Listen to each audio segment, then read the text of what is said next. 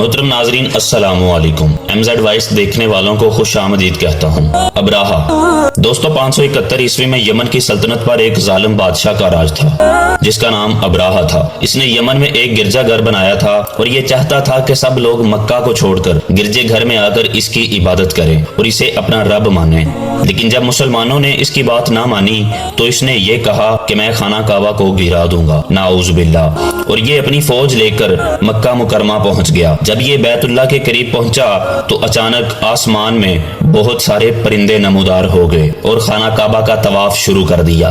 یہ اللہ کا معجزہ تھا کہ اس نے اپنے گھر کی حفاظت کے لیے پرندوں کا ایک گروہ بھیجا۔ ابراہا کے لشکر نے جیسے ہی ان پرندوں کو دیکھا تو بھاگنا شروع ہو گئے، پھر پرندوں نے اوپر سے پتھر پھینک کر ابراہا کے لشکر کا خاتمہ کر دیا۔ فرعون محترم ناظرین، اگر فرعون کو بدبخت کہا جائے تو یہ غلط نہیں ہوگا۔ یہ مصر کا بادشاہ تھا۔ یہ ان منافقوں میں سے ایک تھا جس نے خدائی کا دعویٰ کیا تھا اور اس نے کہا کہ میرے علاوہ اور کوئی خدا نہیں ہے، اور یہ لوگوں کو اپنی عبادت کرنے پر مجبور کرتا تھا، اور جو اس کی عبادت نہ کرتا یہ اسے قتل کروا دیتا تھا۔ فرعون کے پاس حضرت موسیٰ علیہ السلام اللہ کا پیغام لے کر گئے اور کہا کہ لوگوں کے ساتھ ظلم و زیادتی کرنا چھوڑ دے ورنہ اللہ کا عذاب تمہیں لے ڈوبے گا۔ یہ کہنے پر فرعون حضرت موسیٰ علیہ السلام پر ہنسنے لگا اور مذاق اڑانے لگا اور کہنے لگا کہ میں یہاں کا خدا ہوں، میں کسی کا بھی حکم نہیں مانتا۔ محترم ناظرین، فرعون نے حضرت موسیٰ علیہ السلام اور ان کی قوم بنی اسرائیل کو ختم کرنے کا ارادہ کر لیا، لیکن اللہ تعالیٰ نے حضرت موسیٰ علیہ السلام کی مدد فرمائی اور ان کو دریائے نیل پار کرنے کا حکم دیا۔ فرعون نے ان کا پیچھا کرنا چاہا، لیکن اللہ تعالیٰ کے حکم سے